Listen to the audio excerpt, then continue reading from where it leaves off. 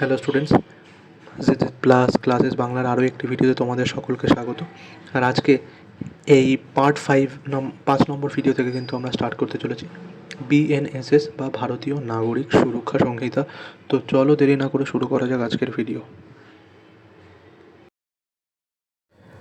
এবার আমরা চলে আসি ভারতীয় নাগরিক সুরক্ষা সংহিতা বা বিএনএসএস, যেটা আগে ছিল সিআরপিসি।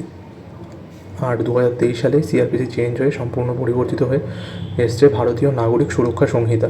এবার এই বিএনএসএসের যদি আমরা টাইমলাইন দেখি কীভাবে বিএনএসএস এসছে, তো সবার প্রথমে 1861 সালে এই সিআরপিসি এসেছিল। ফার্স্ট ক্রিমিনাল প্রসিডিওর কোড ওয়াজ এনঅ্যাক্টেড। ব্রিটিশ সরকার বা তখন ইস্ট ইন্ডিয়া কোম্পানি ছিল, তারা কিন্তু 1861 সালে ফার্স্ট ক্রিমিনাল প্রসিডিওর কোড এনঅ্যাক্ট করেছিল। বিভিন্ন ক্রাইম সংজ্ঞায়িত করেছিল এবং তার জন্য কী কী পানিশমেন্ট হবে সেগুলো বলেছিল। এটা এসেছিল বিশেষ করে 1857 যে মহাবিদ্রোহ তারপর।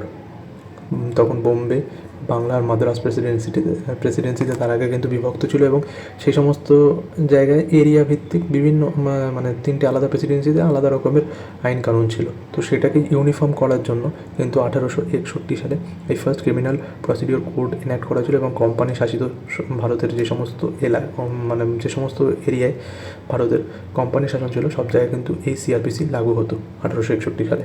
প্রথম ফৌজদারি কার্যবিধি কিন্তু 1861 সালে এসেছিল। আর তারপর 1898 সালে রিভাইজ সিআরপিসি কিন্তু সংশোধিত হয়েছিল। 1898 সালে সংশোধিত ফৌজদারি কার্যবিধি বা সিআরপিসি লাগু হয়। 1773 খ্রিস্টাব্দে কিন্তু 1973 এটা মডার্নাইজ করা হয় ভারত সরকারের দ্বারা 1793। আর 2023 পুরনো যে সিআরপিসি ছিল সেটাকে সম্পূর্ণ প্রতিস্থাপিত করা হয় এবং তার নামও চেঞ্জ করে কী রাখা হয়, বিএনএসএস, ভারতীয় নাগরিক সুরক্ষা সংহিতা। তো এই ছিল সিআরপিসির ব্যাপারে, সিআরপিসি কীভাবে এনঅ্যাক্ট হয়েছে, কীভাবে এসছে, সিআরপিসির পাস্টের ব্যাপারে। পারপাস অফ সিআরপিসি 1861, 1861 সালে যে সিআরপিসি এসেছিল তার পটভূমি বা তার পারপাস কী ছিল? তার পারপাস ছিল 1857 সালের মহাবিদ্রোহের পর বাংলা, বোম্বে এবং মাদ্রাস প্রেসিডেন্সিগুলির মধ্যে অপরাধমূলক প্রক্রিয়ার ভিন্নতা দূর করতে একটি সমন্বিত বিচার ব্যবস্থা গড়ে তুলতে এটি আনা হয়েছিল। মানে আলাদা আলাদা প্রেসিডেন্সিতে আলাদা আলাদা রকমের বিচার ব্যবস্থা চলছিল, তো সেটাই ইউনিফর্ম করার জন্য কিন্তু 1861 সালের এই সিআরপিসি আনা হয়েছিল। কি পার্লামেন্টারি অ্যান্ড স্ট্রাকচারাল রিফর্মস, প্রধান সংসদীয় গাঠনিক সংস্কার। তো পার্লামেন্টারি এক্সামিন বডি, বিএনএসএস এর এই যে পার্লামেন্টারি এক্সামিন বডি সেটা কি? সেটা হলো একটা standing committee, parliamentary standing committee on home affairs বা স্বরাষ্ট্র মন্ত্রকের দ্বারা পরিচালিত একটা কমিটি, স্ট্যান্ডিং কমিটি রয়েছে। সেটাই কিন্তু এই বিএনএসএসের যেই স্ট্রাকচারাল রিফর্ম, এটা কিন্তু সেই মিনিস্ট্রি অফ হোম অ্যাফেয়ার্সের এই পার্লামেন্টারি স্ট্যান্ডিং কমিটি দেখে। তো এর যে কি পার্লামেন্টারি স্ট্রাকচারাল রিফর্মস হয়েছে সেটা কি? শিফট ইন অ্যাপ্রোচ, পুলিশ কেন্দ্রিক শাসন থেকে সম্পূর্ণ নাগরিক কেন্দ্রিক বিচার ব্যবস্থার দিকে রূপান্তরিত হয়েছিল। দেখো, কলোনিয়াল টাইমে যখন ইংরেজ শাসন ছিল তখন কিন্তু পুলিশের হাতে বেশি পাওয়ার ভেস্ট করা হয়েছিল, পুলিশের হাতে বেশি পাওয়ার ছিল। তার জন্য কিন্তু পুলিশ একটু মনমানি করতো সব কিছুতে। কিন্তু এই বিএনএসএসে কী করা হয়েছে, ভিকটিম সেন্ট্রিক, পুলিশ সেন্ট্রিক থেকে ভিকটিম সেন্ট্রিক করা হয়েছে যা বিচার ব্যবস্থা। তার ফলে ভিকটিমের কাছে কিন্তু পুলিশ অ্যাকাউন্টেবল, পুলিশের কাছে ভিকটিম নয়। তো এই চেঞ্জটা কিন্তু বিএনএসএসে আনা হয়েছে। তারপর কোর ফোকাস বা মূল ফোকাস কি? মূল ফোকাস আনা হয়েছে strong emphasise on alternative dispute resolution. এটা আগেও ছিল অল্টারনেটিভ ডিসপিউট রেজলিউশন বা এডিআর। এটাই কি, ধরো বড় বড় কর্পোরেট কোম্পানি যেগুলো অ্যামাজন, ফ্লিপকার্ট, মাইক্রোসফট, গুগল, এদের মধ্যে যদি কোনো কনফ্লিক্ট হয় তাহলে এরা কিন্তু simple normal supreme court, high court বা ডিস্ট্রিক্ট কোর্টে যায় না, এরা সোজাসুজি যায় অল্টারনেটিভ ডিসপিউট রেজলিউশন কোর্টে। এই কোর্টগুলো আলাদাভাবে তৈরি, একটু ছোটো কোর্ট, কিন্তু এদের পাওয়ার কিন্তু সেই সুপ্রিম কোর্ট, হাইকোর্টের মতোই। তো এই সমস্ত ক্ষেত্রে কিন্তু তারা অল্টারনেটিভ ডিসপিউট রেজলিউশনের জন্য আলাদা কোর্টে যায়। সেখানে খুব তাড়াতাড়ি বিচার দেওয়া হয়, ট্রায়াল খুব তাড়াতাড়ি মেটে যায়। তো আর কী রয়েছে কোর ফোকাসে? ভিকটিম রাইটস, ভিকটিম বা ভুক্তভোগীর অধিকার রক্ষা, টেকনোলজি ইন্টিগ্রেশন, নতুন নতুন প্রযুক্তির ব্যবহার, ট্রান্সপারেন্সি বা স্বচ্ছতা এবং দ্রুত বিচার ব্যবস্থা সুনিশ্চিত করা। এগুলো হচ্ছে গিয়ে বিএনএসএসের মূল ফোকাস। তারপর কিছু কোয়েশ্চেন আমরা দেখে নিই। Which parliamentary body examined the ভারতীয় ন্যায় সুরক্ষা সংহিতা 2023? বিএনএসএস লোকসভায় পেশ হওয়ার পর কোন সংসদীয় কমিটি ভারতীয় নাগরিক সুরক্ষা সংহিতা 2023-এর পরীক্ষা এবং পর্যালোচনা করেছিল, যে এটা আদৌ অ্যাপ্লিকেবল হবে কি না, ঠিকঠাকভাবে তৈরি করা হয়েছে কি না, মডার্ন টাইমের সাথে এটা সামঞ্জস্য রেখে চলতে পারবে কি না। তো এই সমস্ত জিনিস কে পরীক্ষা এবং পর্যালোচনা করেছিল? Standing committee of home affairs বা স্বরাষ্ট্র মন্ত্রক বা গৃহ মন্ত্রণালয়ের একটা স্ট্যান্ডিং কমিটি কিন্তু এগুলো সমস্ত কিছু পর্যালোচনা করেছিল। নেক্সট প্রশ্ন কী বলেছে? ভারতের প্রথম ফৌজদারি কার্যবিধি বা সিআরপিসি কোন সালে কার্যকর হয়? এইমাত্র পড়লাম 1861 সালে। নেক্সট প্রশ্ন, কোয়েশ্চেন নম্বর 3 কী বলেছে?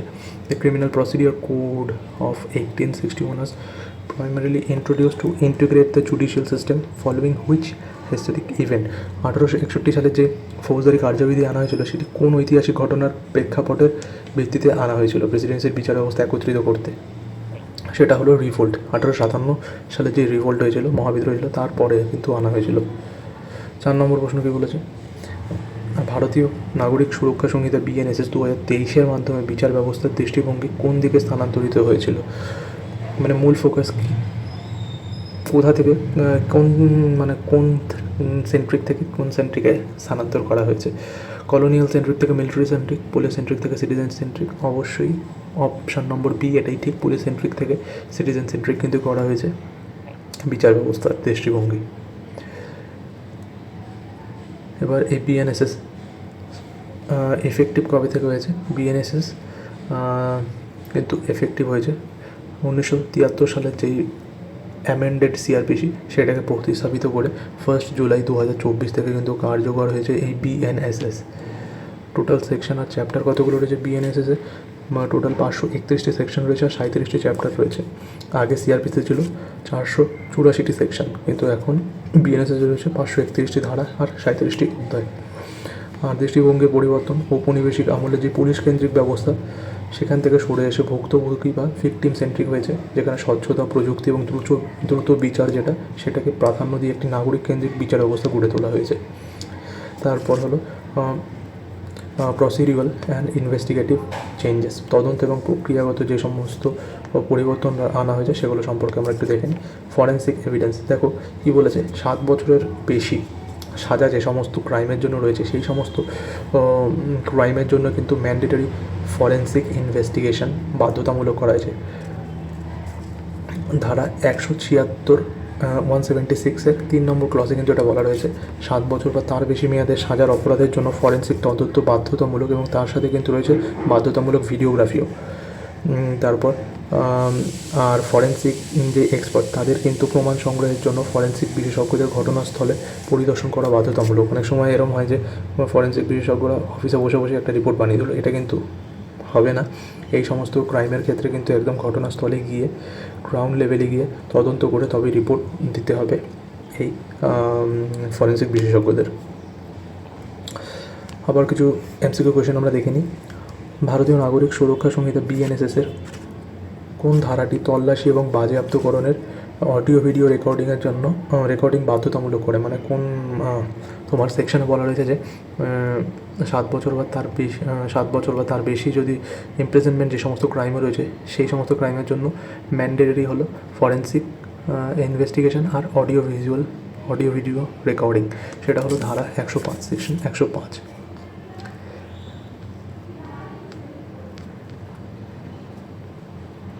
2 নম্বর প্রশ্ন কী বলেছে? বিএনএসের 176 3 নম্বর ক্লজে কী বলেছে? কত বছর বা তার বেশি সাজার অপরাধের ক্ষেত্রে ফরেন্সিক তদন্ত বাধ্যতামূলক করা হয়েছে? কত বছর? কমেন্টে অ্যান্সার দাও, কমেন্টে দেবে এটার অ্যান্সার। ভারতীয় নাগরিক সুরক্ষা সংহিতা 2023 অনুসারে তদন্তের সময় হাতের লেখা এবং আঙুলের ছাপের পাশাপাশি অতিরিক্ত কোন ধরনের নমুনা সংগ্রহ করা যেতে পারে? তাহলে কী বলেছে? হাতের লেখা, হ্যান্ডরাইটিং আর যে ফিঙ্গারপ্রিন্ট, তার সাথে সাথে ভয়েস স্যাম্পেল যেটা, তারও কিন্তু নমুনা সংগ্রহ করা যেতে পারে এখন ইনভেস্টিগেশনের সময়। 4 নম্বর প্রশ্ন কী বলেছে? বিএনএসএস বা ভারতীয় নাগরিক সুরক্ষা সংহিতা 2023-এ দ্রুত ন্যায় বিচার প্রদানের জন্য কোন প্রযুক্তিগত উন্নতিটি স্পষ্ট নিবন্ধিত বা অন্তর্ভুক্ত করা হয়েছে? এটা কি ব্লক চেইন কন্ট্রাক্টস? না, ব্লক চেইন কন্ট্রাক্ট একদমই নয়।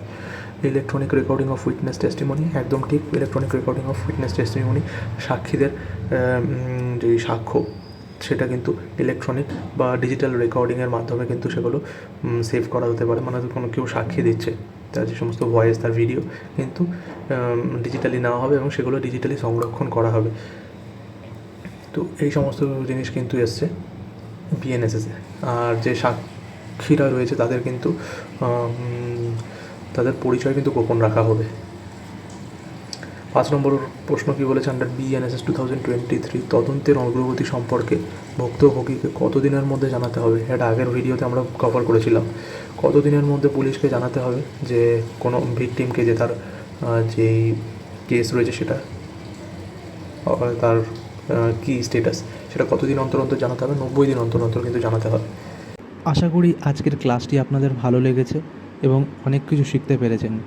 If you find this video helpful, please like the video, share it with your friends and subscribe to ZZ Plus classes for more regular educational content. আর হ্যাঁ, আজকের ক্লাসের সম্পূর্ণ PDF নোটটি download করার জন্য এখনই আমাদের অফিসিয়াল টেলিগ্রাম চ্যানেলে যুক্ত হয়ে যান। লিঙ্ক নিচে ডেসক্রিপশন বক্সে দেওয়া আছে। Thank you so much for watching. Keep learning, keep preparing smart, and see you in the next class.